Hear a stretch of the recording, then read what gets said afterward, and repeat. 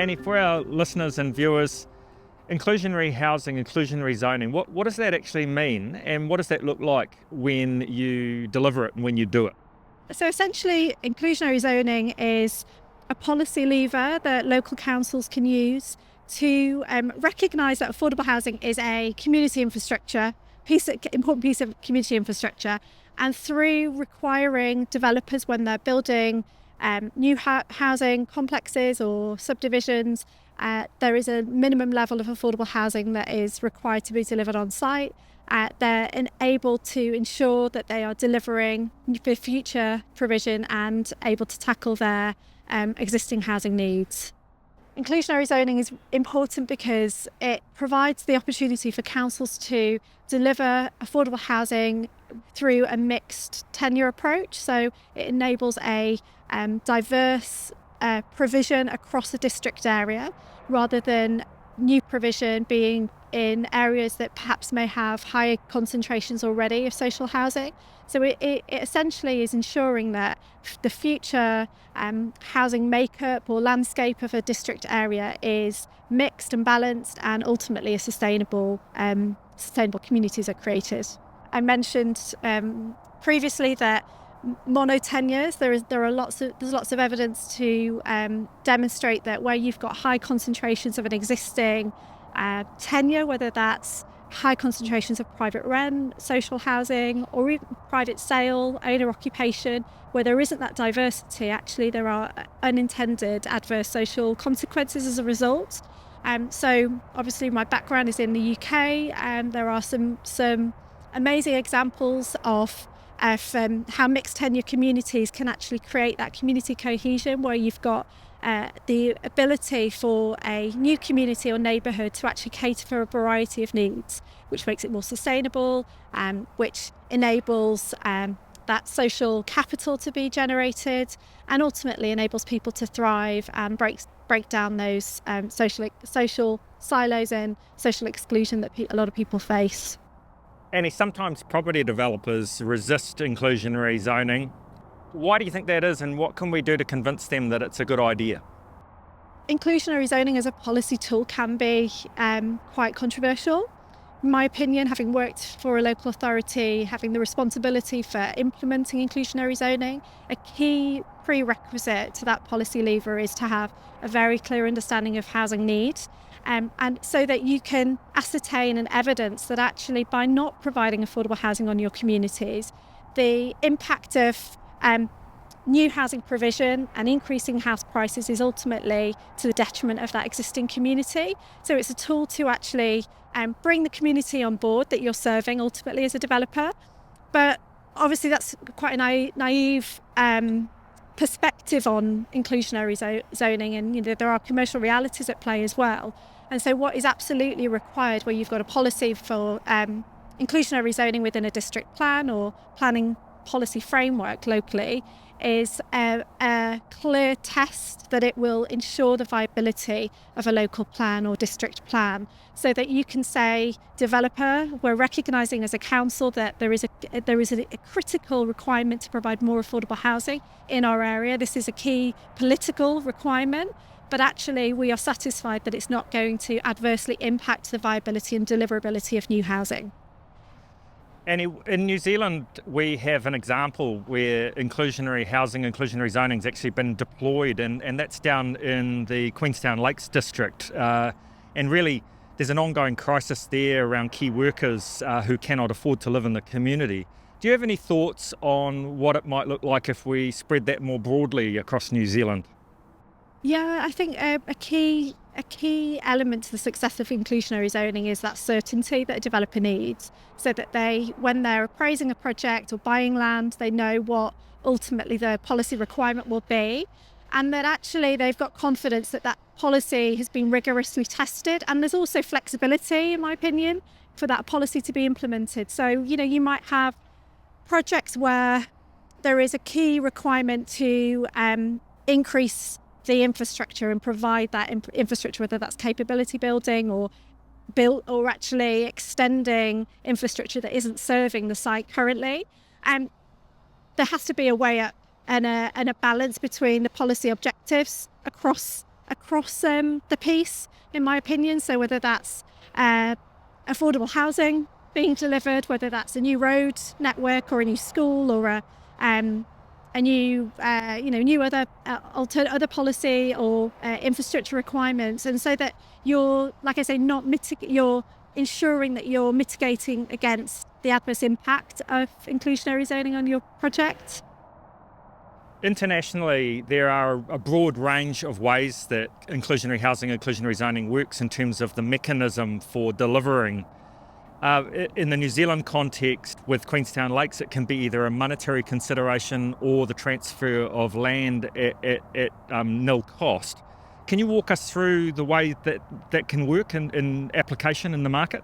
Yeah, there are a number of ways. In my experience in overseas, the inclusionary policies can have that requirement for on-site provision. So in terms of actual homes, so where a developer's building over a certain threshold, they need to provide an X percentage of homes as affordable, whether that's social housing, progressive home ownership for first home buyer housing, and actually build the homes and transfer those homes to a community housing provider, a not-for-profit social landlord.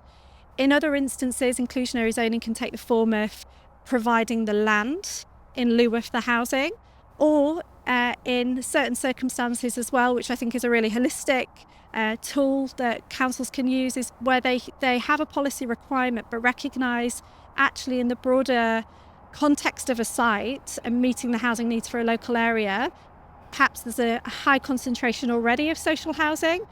The developer can provide a contribution in lieu of on-site provision, so a financial contribution that the council can then use to partner with, say, a community housing provider to deliver housing in other areas. Now it's critical with that sort of policy that you have a very clear framework for using that financial contribution, and that's where it can be a little bit contentious, where perhaps there aren't alternative sites available, or there aren't on alternative developers who have the ability or capability to develop. But I think that's where a council has an opportunity, if they're imposing inclusionary zoning, to actually think broadly about the application of that policy. Annie, you're part of the home group of organisations, and in particular Kāinga Maha, where you have voluntarily adopted an inclusionary housing and inclusionary zoning policy, which is quite extraordinary. Leading by example. Can you walk us through what that looks like from your perspective, and why you have made that decision as a group of companies and as an organisation to do that? At Kāinga Maha, we truly believe that building mixed and balanced communities is the right solution. We take a people first approach to property. So we look at a site, look at its context, try to understand the housing needs, the socioeconomics of an area, and that how we as a developer can respond positively to that. So that looks at obviously ensuring a development is viable. That's a critical component of development. It's a commercial activity, but our value, if you like, that we seek is not a financial return, but actually ensuring that we're delivering a viable development that positively contributes to the local housing needs of an area and a community. So that's our approach fundamentally. We are a commercial developer, but actually with a real social conscience, and as a charity, all of the profits and surpluses that we generate are all reinvested to support our social good. With the work that you've done here in this context, I'm interested to know, and I'm very hopeful that the answer is yes, did you get proactive support from the local authority in terms of fast-tracking consents, maybe relief from development contributions to help you achieve this good community outcome? We've got a wonderful relationship actually with Christchurch City Council. They are one of the local authorities here in New Zealand that has a real clear mandate and commitment to affordable housing provision, and in my view, a real enabler. So that translated to us having a relief on our development contributions, which was a significant instrument for us for our Karamu development to enable the viable delivery of social housing. Equally, Christchurch Council also have, for not-for-profit applicants, through their resource consent, they provide discounts, which is again another incentive. So I think there's a real commitment, both at a political level and at an officer level, to like I say, enable the delivery of affordable housing, and actually a very clear framework in policy terms as well. So a community housing strategy, which gives us a clear, coherent sense of their strategic objectives relating to affordable housing. So that enables us to actually be positively responding as well, which is a really important aspect and consideration for us as a social housing developer, really. And we see enormous potential for inclusionary housing and inclusionary zoning in the New Zealand context. And I wonder if you had any messages for territorial local authorities, district councils, city councils, in terms of the barriers and the benefits of taking on an inclusionary housing approach.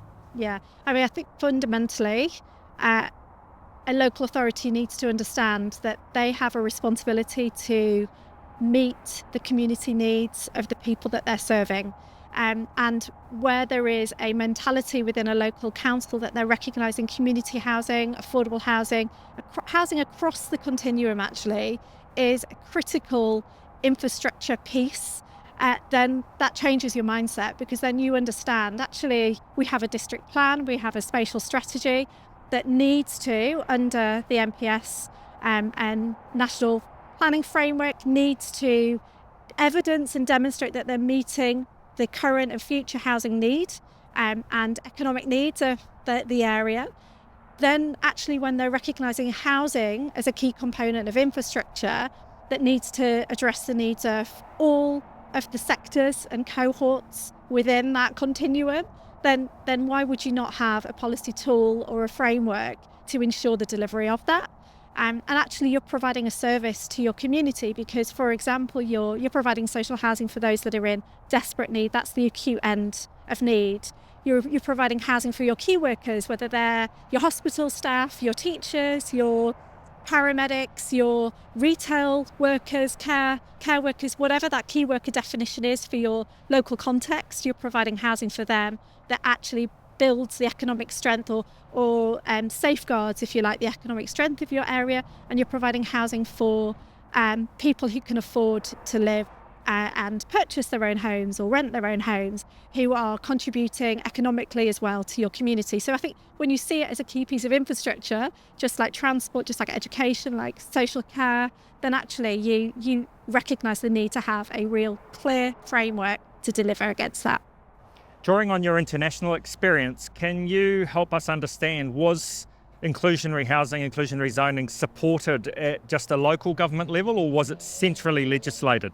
A real distinction to the success of inclusionary zoning, certainly in England, is that centrally there's an absolute mandate in national policy. There's a regulatory framework within the national planning framework that requires every single local council to meet all the needs of their constituents in their district area. So that's enshrined in statute, in legislation, and also, as I say, in planning policy. And so each local council has to be in conformity with that policy. So that means that every local council effectively is seen as having a strategic housing enabling function. So that means they have to evidence how they are contributing and delivering to the housing needs that's identified for their area. And they have to have a policy framework within their equivalent documents to a district plan that sets out minimum levels of affordable housing. So whether that's social housing, affordable rental housing, or first home buyer housing, what affordability criteria they are looking to target, so what income groups. And they can do all of this because they also have to have an evidence base to show what is the local housing need for their area across all of their housing needs groups, if you like. So older people, first-time buyer housing, private sale housing, private rented accommodation as well is increasingly prevalent, particularly in larger cities. So when you've got that framework, there's no way that a local council can shy away from the obligation. And so then that translates to also structural systems within local councils where you've got specific teams and resources as well for the local councils and officers who are dedicated to ensure the delivery of new affordable housing on new developments and applications when they're brought forward. You've got a planning control team and planners who are actually seeking to test how a application or new change to the district plan actually conforms with their policy target area. So you've got like a system really that all holistically contributes to that fundamental requirement to deliver housing that meets the needs of the local area. Annie, a real pleasure spending some time with you on this rooftop in beautiful sunny Christchurch. It's an absolute pleasure.